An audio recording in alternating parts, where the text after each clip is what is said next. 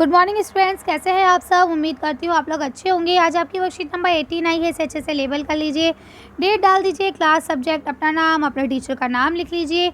आज हम लोग क्या पढ़ने वाले हैं, ग्लोब के बारे में जानेंगे। आज का हमारा टॉपिक ग्लोब है, ग्लोब एंड लैटिट्यूड्स। ठीक है, अब लैटिट्यूड्स क्या होते हैं। अब एक आपके लैटिट्यूड्स होते हैं और एक लॉन्गिट्यूड्स होते हैं। लॉन्गिट्यूड्स शायद हम लोग नेक्स्ट वीडियो में पढ़ें, फिलहाल लैटिट्यूड्स के बारे में पढ़ना है, तो चलिए पढ़ना शुरू करते हैं।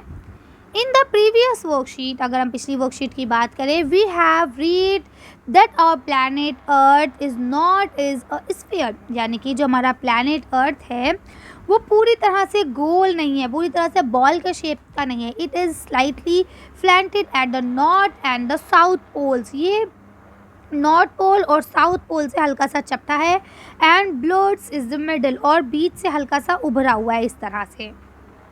ठीक है, अब यहाँ लिखा है you can imagine how it looks. क्या आप सोच सकते हैं कैसा दिखता होगा।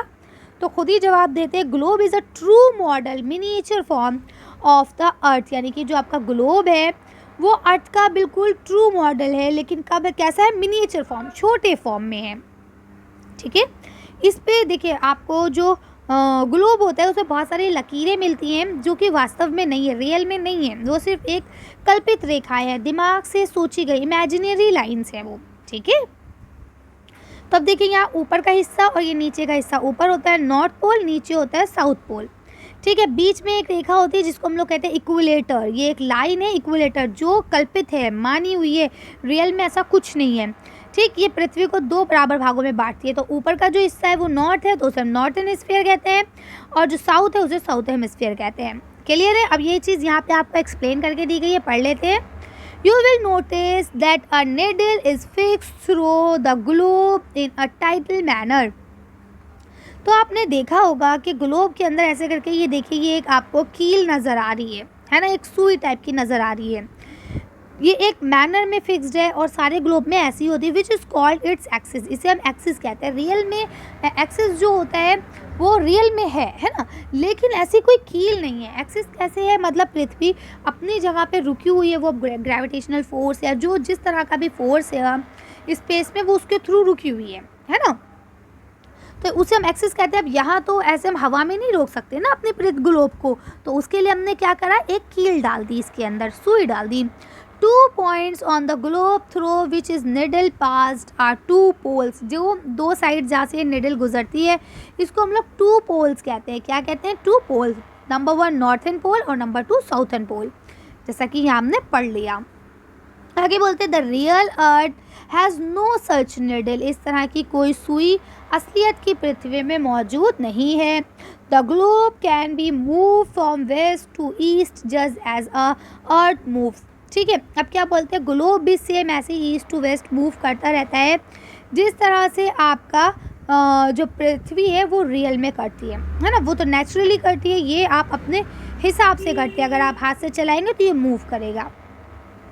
Another imaginary line runs on the globe divided into 2 equal parts। एक और इमेजिनरी लाइन है जो आपके अर्थ को दो, यानी ग्लोब को दो बराबर भागों में बांटती है। This line known as equator. इसको हम लोग क्या बोलते हैं, इक्विलेटर बोलते हैं। दिख रही है ना ये लाइन, अभी मैंने आपको यहाँ बता दिया था।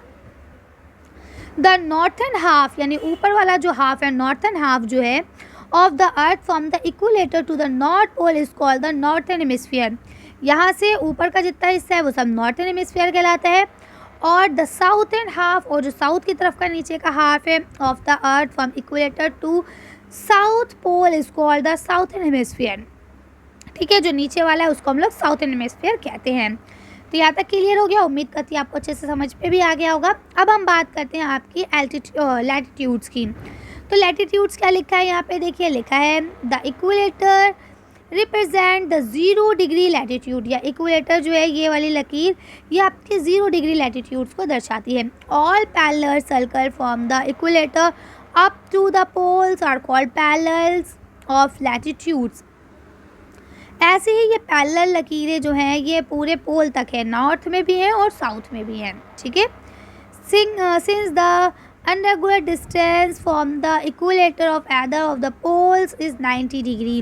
ठीक है, इनके बीच में कितने डिग्री का है, 90 डिग्री का है। There are 90 equal distance parallel circle form the equator to either of the poles. Each parallel circle has 1 degree distance from the other. अब देखिए टोटल 90 डिग्री तक है, टोटल 90 डिग्री है इसमें ऊपर नीचे, और इनके बीच की जो दूरी है वो लगभग 1 डिग्री की है. All parallel northern equator are called northern latitudes, and similarly all parallel southern of the equator are called southern latitudes. क्या कहना चाह रहे हैं? एग्जाम्पल के तौर पे आपका ग्लोब है. ग्लोब में ये आपकी 0 डिग्री की रेखा है जिसको हम लोग क्या बोलते हैं, जल्दी से बताइए, इक्विलेटर है ना. इसके बाद इसी तरह से पैरेलल लाइंस है बिल्कुल ऊपर तक और नीचे तक. ठीक है, ये पैरेलल लाइंस है. इनको हम लोग क्या बोलते हैं? इन पैरेलल लाइंस को बोला जाता है लैटिट्यूड्स. क्या बोलते हैं? लैटिट्यूड्स. अब ये जो 0 डिग्री है ये आपकी कहलाती है क्या? इक्विलेटर. ये पृथ्वी को 2 बराबर भागों में बांटती है, ऊपर नॉर्थ और नीचे साउथ. ठीक है. अब नॉर्थ में जितनी रेखाएं आएंगी, जितने भी आपको अक्षांश या लैटिट्यूड्स मिलेंगे वो सारे नॉर्थर्न लैटिट्यूड्स कहलाएंगे, जबकि साउथ में जितने लैटिट्यूड्स मिलेंगे वो साउथर्न लैटिट्यूड्स कहलाएंगे. हो गई बात क्लियर? यहाँ पे बस इतनी बात कही गई थी. उम्मीद करती हूँ आपको अच्छे से समझ में आ गया होगा. अब यहाँ देखिए लिखा है answer the following questions. In questions के आंसर लिखिए. What is a globe? एक ग्लोब क्या है? चलिए देखते हैं आंसर. तो देखिए अब आप इसका आंसर यहाँ से लिख सकते हैं. Globe is a true model यानी miniature form of the earth, है ना. ये एक वास्तविक मॉडल है किसका? अर्थ का. कर लेंगे. नेक्स्ट क्वेश्चन यहाँ आपको लिखा है डिफाइन इक्विलेटर. इक्विलेटर क्या है, इसको डिफाइन कीजिए.